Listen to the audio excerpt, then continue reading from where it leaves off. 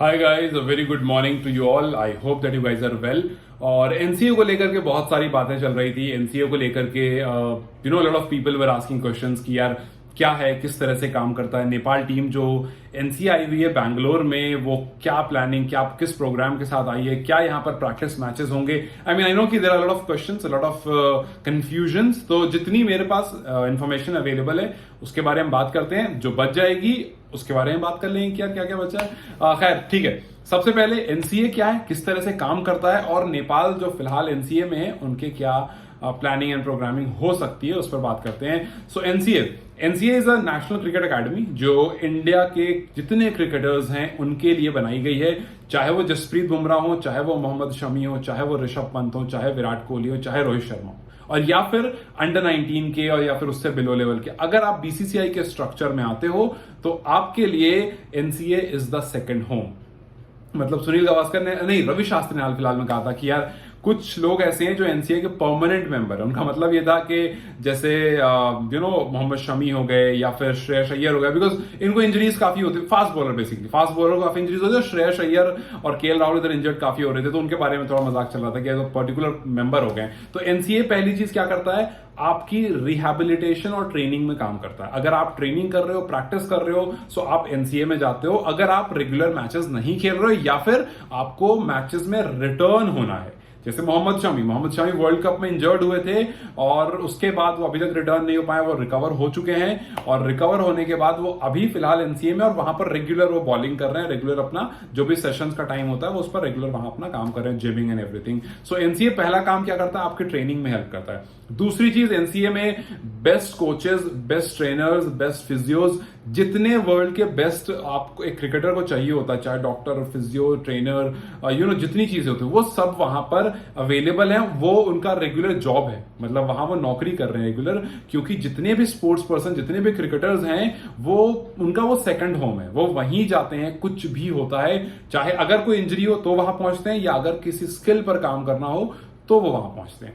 तो अभी फिलहाल नेपाली क्रिकेटर्स के पास मैचेस नहीं है, बिकॉज ऑब्वियसली अभी सितंबर में मैचेस है। वर्ल्ड कप के बाद अच्छा खासा गैप हो गया है और ना ही ट्रेनिंग हो पा रही थी। जैसे हमने देखा, सोमपाल कामी मुंबई पहुंचे हुए ट्रेनिंग करने, करण केसी मुंबई पहुंचे हुए ट्रेनिंग करने के लिए, और कुछ प्लेयर्स हैं नेपाल में फिलहाल नहीं हो पा रही थी बिकॉज ग्राउंड्स बनने की बात हो रही है, और मतलब अवेलेबिलिटी नहीं है जगह की कि आप उतने अच्छे से कर सको, और रिसोर्सेज की कमी है। तो इसलिए यहां पर नेपाल के लिए ट्रेनिंग के हिसाब से इट्स अ बेस्ट प्लेस। क्योंकि आप खुद सोचो, जिस प्लेस पर जसप्रीत बुमराह वर्क्स रेगुलरली, जिस प्लेस पर मोहम्मद शमी वर्क्स रेगुलरली, जिस प्लेस पर आकर के Rishabh Pant had gone through all his recovery mode and सब कुछ, तो जाहिर सी बात है वो बेस्ट प्लेस ही होगा। तो वो बीसीसीआई के द्वारा दिया गया है कि आपको क्रिकेटर को जो भी कुछ चाहिए, हर वो कुछ वहां पर अवेलेबल है। ठीक है, अब आते हैं बात की यार जो नेपाल टीम है, जो नेपाल टीम फिलहाल एनसीए में जा रही है, उनका क्या। आप देखो, नेपाल वहां पर जाकर के क्या क्या कर सकती है, क्योंकि एनसीए में जितने यंग क्रिकेटर्स होते हैं उनको लाया जाता है और उनको बिल्ड किया जाता है।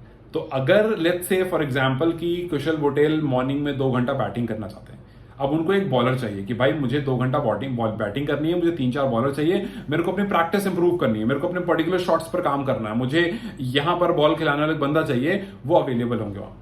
कुशल पटेल जाएंगे, पैडअप होंगे और वो बोलेंगे कि भाई मुझे इस वाली लेंथ पे बॉल कराओ, मैं यहां प्रैक्टिस करूंगा। सो आपकी प्रैक्टिस और ट्रेनिंग के लिए that is the best place. आपके पास फॉर एवर हर टाइम पर बॉलर्स अवेलेबल होंगे वहां पर, और जो बॉलर्स हैं उनके लिए बैटर्स ऑब्वियसली अवेलेबल होंगे, आपके पास खुद के भी हैं, और अगर आप चाहो तो वैसे भी अवेलेबल होंगे। तो ट्रेनिंग के लिए इट्स द बेस्ट प्लेस। अब सवाल ये आता है, क्या कोई मैचेस होंगे, क्या कोई प्रैक्टिस मैचेस होगा, क्या कोई वर्ल्ड कप का जो आपका लीग 2 चलेगा सीडब्ल्यूसी का, क्या उसके पहले क्या कोई प्रैक्टिस मैचेस होंगे। So practice matches as such कहीं पर मेंशन नहीं है ऐसा, लेकिन आई एम वेरी श्योर कि आप जब 2 हफ्तों के लिए वहां हो, 14 डेज के लिए वहां हो, and you will be using all those facilities, और उस सब के बीच में मैचेस जरूर होंगे।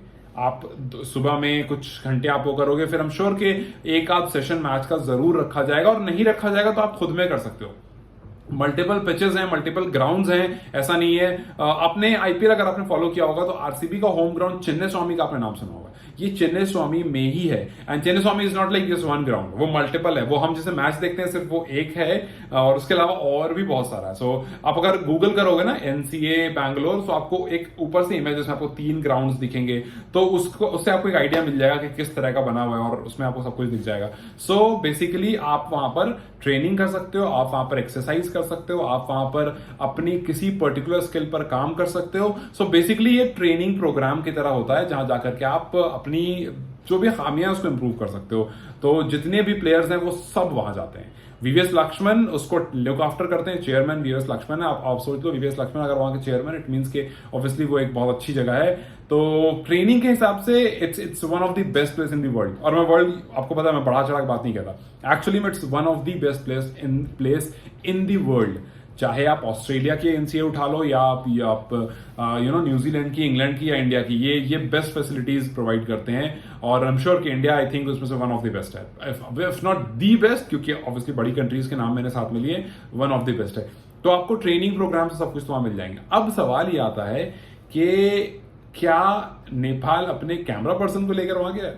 आप सोच रहे हो कि ये मैं क्या बात कर रहा हूं। देखो, कैमरा पर्सन के बारे में इसलिए कह रहा हूं बिकॉज यार हमें कैसे पता चलेगा, हम एनसीए के अंदर तो है नहीं, मैं दिल्ली में हूं, मैं बैंगलोर में हूं भी नहीं। हाँ, अगर मैं बैंगलोर में होता तो हो सकता है, बिकॉज वहां के कुछ चार्जेस हैं, 3000 समथिंग है जो आप फी पे करके, लेकिन उसके लिए आपको क्रिकेट खेलते रहना चाहिए, आप बीसीसीआई के स्ट्रक्चर में होना चाहिए, चाहे आप अंडर 16 में हो या 19 में हो, किसी में भी हो, बट आप बीसीसीआई के स्ट्रक्चर में होने चाहिए। और नहीं तो फिर आप एज अ मीडिया पर्सन जा सकते हो वहां पर।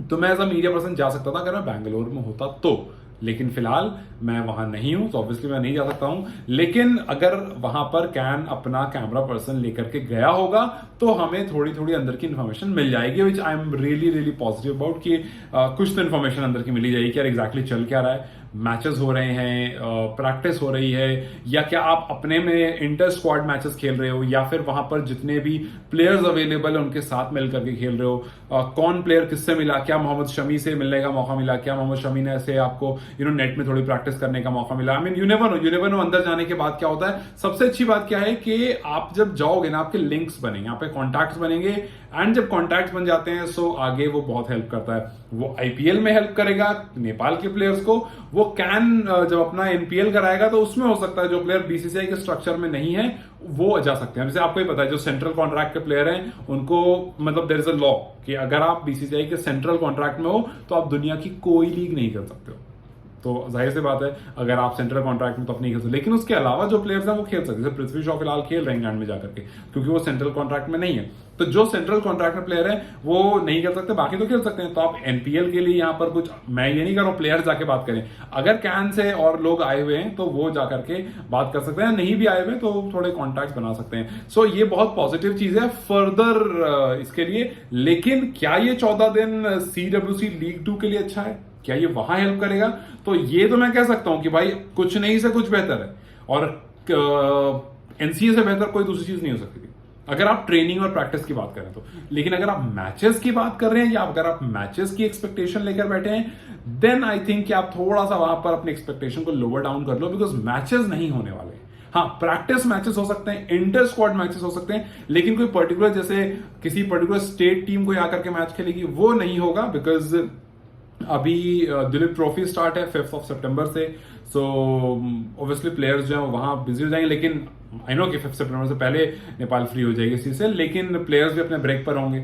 जो भी प्लेयर्स होंगे वो कहीं ना कहीं ब्रेक पर होंगे, वो दिलीप ट्रॉफी से जस्ट पहले आएंगे। तो आई डोंट थिंक कि यहाँ पर किसी पर्टिकुलर स्टेट टीम से मैचेस होंगे आपके। हाँ, ट्रेनिंग और प्रैक्टिसेस और जो भी चीजें होती हैं क्रिकेटर के लिए, चाहे वो आपको अगर किसी पर्टिकुलर पर काम करना है, वो फिजियोज एंड ऑल, मतलब आपके लिए अवेलेबिलिटी हर चीज की होगी, बट शायद मैचेस ना हो, शायद सिर्फ ट्रेनिंग हो और कुछ प्रैक्टिस मैचेस हो।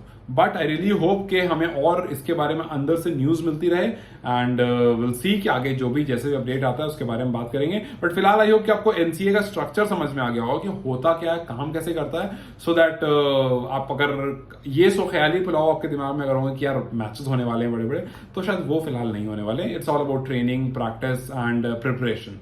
लेट्स जस्ट सी कि कैसा होता है, और उसके बारे में आगे ही बात करेंगे. And I see you maybe in the evening, अगर आप सुबह इस वीडियो को देख रहे हो. If not evening then maybe tomorrow morning. Till then you guys take care and I will come and talk to you guys. Bye bye.